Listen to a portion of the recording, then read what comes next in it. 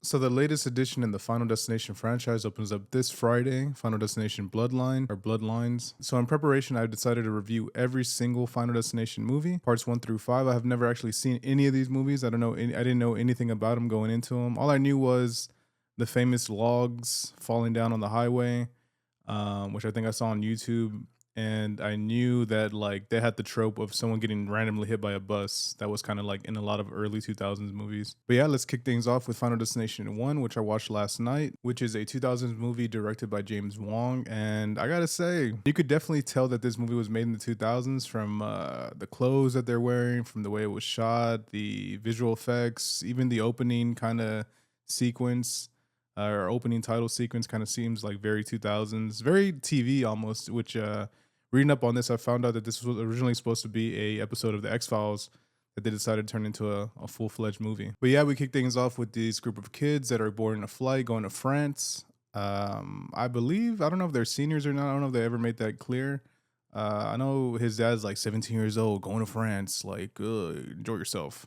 Enjoy yourself, Alex, or some shit like that. But as they're on the flight, Alex, our main character, has a premonition. He kind of sees the plane going down, crashing, and eventually everyone on board being killed, thus causing him to have a bit of a panic attack and flee the aircraft, telling everyone and trying to alert everyone that they need to get off the plane or not they will be killed. Everyone kind of freaks out, especially, and I want to get to this early because I was texting my boy about it. Carter, the character of Carter. I don't know if they ever established why he hates Alex so much, or I've read on Wikipedia it just says they were rivals. I don't know. I'm not sure in what they were rivals, but he was like my favorite and least favorite character because he was hilarious, which like with just like how much beef they had. It was just on-site beef at all times, which is funny to me. Um, he just hates this guy, bro. He's doing U-turns to get to him. Like he just dislikes Alex so much, which I'm not even sure why. Like I don't know if they ever explained why he hates him so much, but he's just like, "What are you doing, Alex?" And they both get kicked out, and along with other people, along with a couple other people that get kicked off the plane for being disruptive. And as they're kind of arguing amongst each other, they see the plane that they were just on crash out of the sky, or I think it just exploded, something with the engine failure or something like that. And lo and behold, Alex ended up knowing what was going to happen, and unfortunately, he is vindicated through the deaths of his fellow students. And thus, he spends the rest of the movie feeling very regretful and starting to have these other signs, and these remaining survivors end up getting picked off one by one by no one really. There's really no face to this. It's just death. It's almost like a wind, the energy just kind of comes that sweeps over the town that causes Alex to have these premonitions, to have these visions of things that are going to happen before they happen. But yeah, overall, I enjoyed the movie. I thought it was, it's quick. I'm so glad that I'm deciding to do this because all the movies are like an hour and a half, which is like super easy to do. They're like 2 hours, which I'm gonna try to do this with Mission Impossible next week, but god damn, I think those movies are like way longer than these, so we'll see what's up. But yeah, overall, I thought it was cool, fine movie. Some of the effects were like here and there, and I thought the dialogue, and I don't know if it was because I was high or what, but in the beginning, I had a lot of trouble understanding the main character Alex. I don't know what he was saying certain times. I don't know if I needed subtitles or what, but his dialogue in the beginning, I was like, "What is he talking? I can't understand him." But then after a while, it started like getting more clear. Like I said, I don't know if that was me being slightly under the influence, but I won't dock it off too many points. I actually did write some notes on my drug haze, and let's see what I came up with. Afraid of Flying, which I thought was very interesting. This movie was made in 2000 or came out in 2000, which means it was probably made in 1999 actually. So pre 9/11, pre any like TSA kind of stuff. I'm sure you gotta get like security check, but nothing crazy. And yeah, watching this, I thought it was very interesting seeing how people had fear of flying, a slight fear of flying back then, even, you know. And if you're watching the news recently, as like the past 5, 6 months, you've seen that we've had a lot of plane incidences here in this country and also like overseas. Random planes just failing to launch, just planes having random issues or emergency landings, stuff like that. So I thought it was pretty interesting that it's kind of like 25 years later, it's kind of like tying into what's going on now slightly. So I meant to write Stifler, Sean William Scott, who is in this movie, which I thought was very surprising. I love that guy, from like The Rundown to like all the American Pie movies. He's a very entertaining guy. But I put Stiffer. I totally like misspelled his name with the question mark. After that, I can't understand the main guy. And then what's up with Carter? Like I mentioned earlier, I don't know what was up with Carter's deal. Why he kept freaking out on Homeboy, or why he just had this like vendetta against him. Um, And yeah, I kind of wish they explained that a little bit more why they had beef. I really don't know why, and it just kind of came off as like awkward to me. I was just like, why is there like this random like angst that they have towards each other? But who knows? But yeah, getting into the plot, I did think it was interesting how Alex had to kind of like figure out the map and the kind of diagram, the death diagram that he was going off of. I thought that was very interesting. And kind of one by one, he's starting to see the survivors get picked off by death because they avoided death. They cheated death, and now they're kind of getting, eventually he's going to get you like one way or another. So at the time of recording this, all the movies are on HBO Max, which is how I'm watching them. And I'm very curious why, or I'm very curious if like any of these characters like show up again. I mean, granted, at the end, it's really just Alex and his girl. I don't even know the girl's name. Really, it's just Alex and Clear at the end of the movie because we see what happens to our boy Carter. So I'm curious if like they're gonna be in the sequels. I think I saw Clear is in the second one. Just from based on like the poster, I think she's there again. So I imagine she like made it out. But I'm curious. I'm curious how they're gonna like kind of tell the story. If it's gonna be connected like that. I heard this movie has ties to 5. So originally gonna do this in chronological order, but I might as well just do it in the order of release. And like I said, they're quick watches. I didn't really mind it too bad. If I had any complaints, it would probably just be some of the dialogue and some of the story wasn't really fleshed out as much as I was. Kind of, what is this? Why all of a sudden is he having these premonitions? Hopefully they explain it later on in the franchise, but it just kind of seemed randomly kind of thrown in there.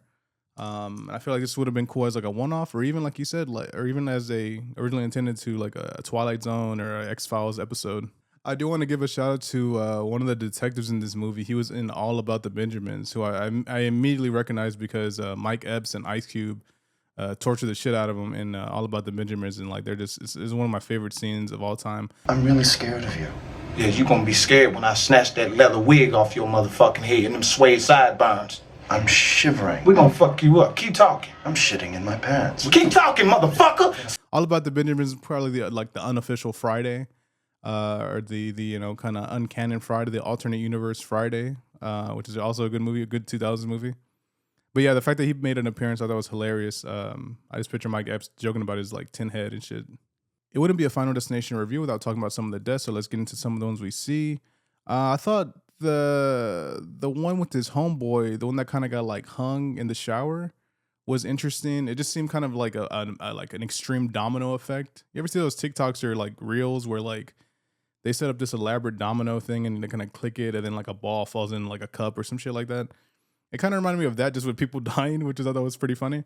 But yeah, his was interesting. The one that threw me off, which I should have seen this coming, was I think Terry, Carter's girlfriend.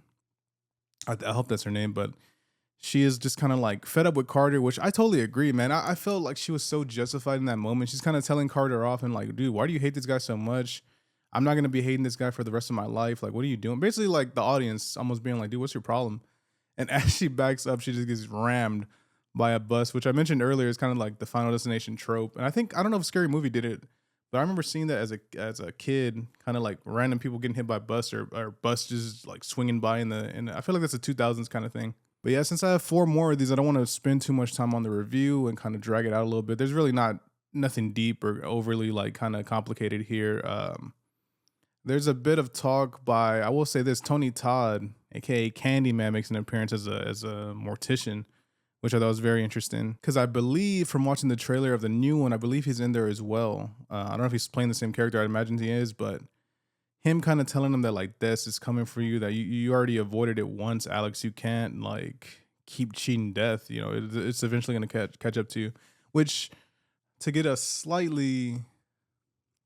my perspective on that, it would just be like, I do. I'm not gonna say I enjoy the idea of death, but I do want to say that I think death being the kind of equalizer towards everyone is very interesting, especially because like you could be the richest man in the world, you could be the poorest man in the world, and eventually we all meet the same fate at the end of the day. I think that's very interesting that like we're all born and we all die. I think that's a pretty even kind of thing spread out across. You know what I'm saying? You could be at the peak of health one day, and lo and behold, you get like cancer or something the next day. You know what I'm saying? It's just these random things that happen to us, which sometimes aren't as random as you think, especially when you look at especially when you look into things that are being put into food, or even chemicals that are being put into like sports drink or things we consume on an everyday basis, or even after that, you look at like where your house was built, where your location is, what kind of area you in, who knows what you're exposed to. But yeah, as a first introduction to the franchise, I really enjoyed myself. I thought it was pretty fun. It was a quick watch. Like I said, I watched it last night before I head into bed.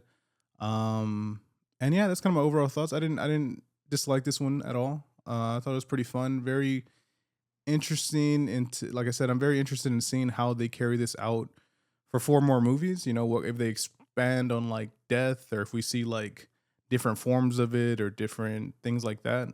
Right now, I've just seen part one. I'm gonna watch part two today and then have that review out by tomorrow. So we shall see. But anyway, guys, that's gonna do it for this review. Please leave a like, comment, subscribe, all the usual good stuff. And let me know what you think about the Final Destination franchise and part one in general. What are your memories with this? Did you watch it back then? Or have you watched any of the Final Destination movies?